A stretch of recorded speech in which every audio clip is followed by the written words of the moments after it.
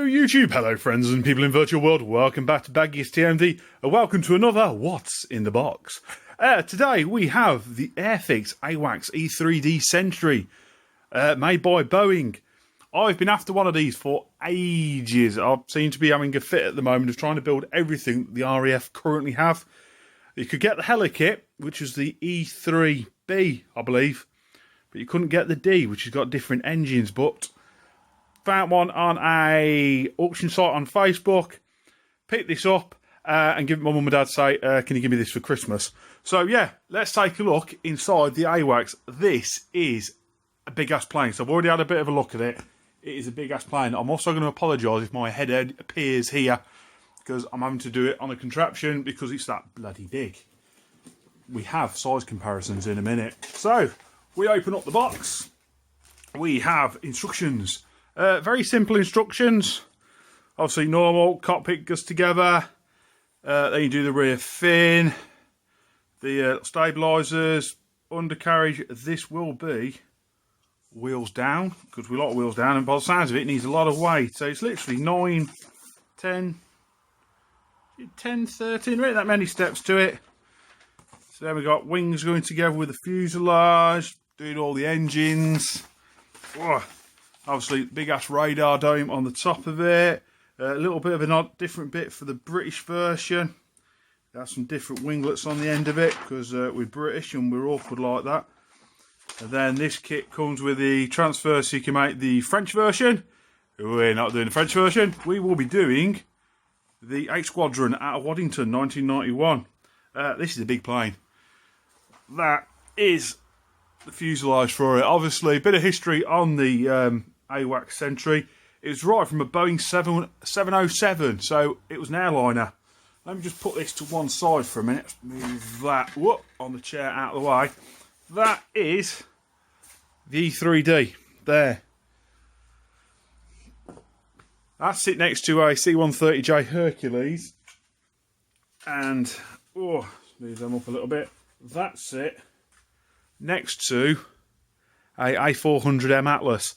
It's bigger than an Atlas. The Atlas is the biggest plane I have to build at the moment. It has now just been trumped by the E3d. It is a brute. Looking at real life. Oh, sorry about that, folks. My phone went a little bit mental and I've started to restart it. I've just looked at the video and I now know what I was talking about. In real life, the Boeing 707 has a 40-metre wingspan. I was just being a bit curious, having a look how big an A380 was, his wingspan. That's 80 metres. So when we get to the kit and looking at this, 1/72 scale A380 has double the wing of what this thing does. But yeah, let's chuck the Atlas and the Herc out of the way. Let's have a quick look at what's going on in the box. So we'll put that to one side as well. We will bring the box back down. So there's a couple of bits. It has been opened before by the looks of it. There's a couple of bits off the sprue, but nothing major. Let's just pull the wings out, pop that over there. Sorry if my head keeps coming into shot. Let's have a quick look at the transfers. Now, I've put this up on a couple of the forums. Some people have gone, oh, we have some problems with the transfers, but I've got some of the decal solution to put over the decals just in case they have gone a bit funky. But yeah, the decals ain't looking too bad actually. They're looking quite nice. Obviously it's got the faded RAF emblems. We've got all the door bits and bobs. That's a bit of common section there. That's the French. We don't want to worry about the French because the French is the E3F. We're doing the E3d. So yeah, the transfers are looking quite nice. Like I say, there's a couple of marks on them, but like I say, we'll give them a coat of the decal stuff, and that'll cure them out nicely. Obviously, we have the wings just here. So obviously, let's bring you up. The wings are looking quite nice. Recessed panel lines on this as well. It's an old kit, but it's still got recessed panel lines. Obviously, bottom section. Nice detail, wheel well. I think this needs about 80 grams worth of weight in the nose of it to keep it from sitting on its arse. Wings out, a little bit of damage to the end of the wing, but we can sort that out. That's nothing to worry about. There's just a little bit of Little bit of damage, but he's an old kit, so he's probably been sat in the box for God knows how long. Oh, shut that bit back in the box. There's one. There we go. There's one there. It's got a little bit of a warp in it as well. But yeah, it's not looking too bad. Like I say, odd little bits. I can deal with the odd little bit that needs a bit of work. And we've got rear tail there. I can never remember what they're called. The little wingy things that stick out the back. I can't remember what they're called. But yeah, it's looking quite nice. Luckily with this, there's not much in the way of clear parts, which is always good, because it's always a pain in the ass to clear bits off. I know there is a couple of bits off the sprue. Oh, sorry if my head appears in the shot. I know there's a couple of bits off the sprue, so I'm being a bit careful. I think you get both engines in this as well. You get both the E3d engines and the other ones. So I'll say the French and the British had a better engine than what the Americans did, which probably didn't help please the Americans as normal. There's a couple of bits off the sprue there. We'll put them, make sure they're alright. So I guess, there you go, these are bits of the engine. I hope I was all in shot there, folks, but they're looking quite nice. Obviously with the fins in there, they're looking quite nice indeed. Put all them over there, so we don't want to lose the little bits that's fell off.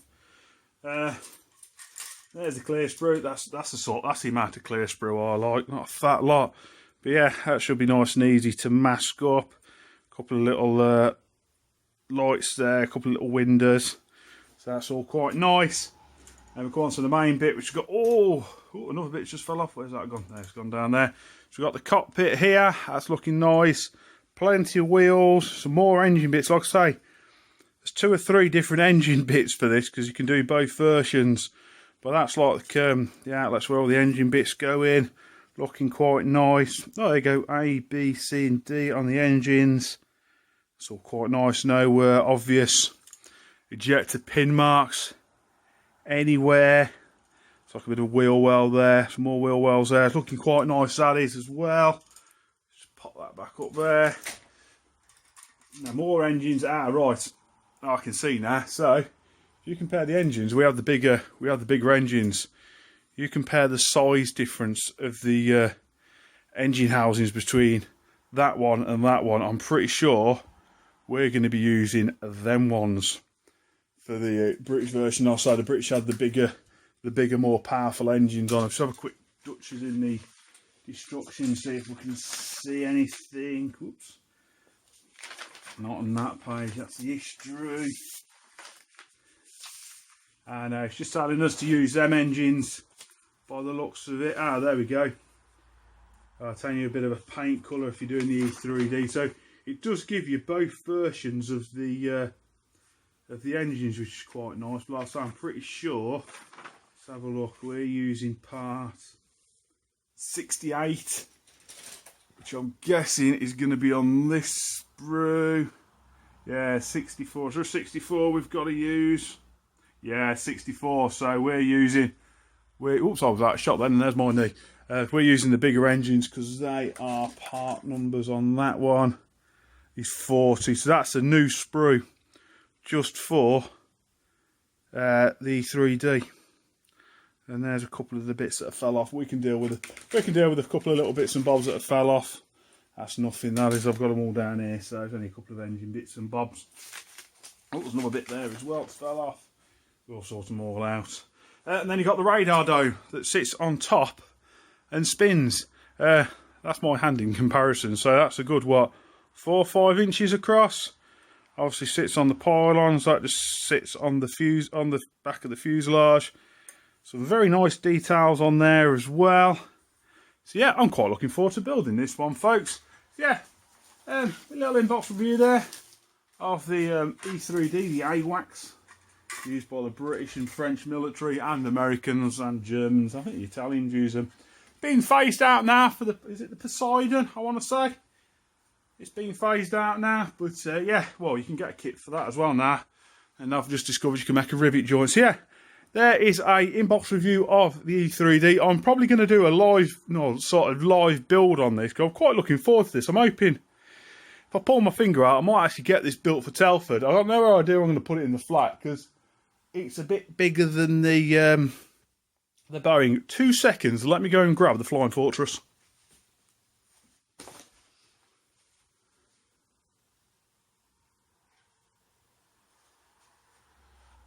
It's a little bit dusty, but yeah, there is the Flying Fortress. That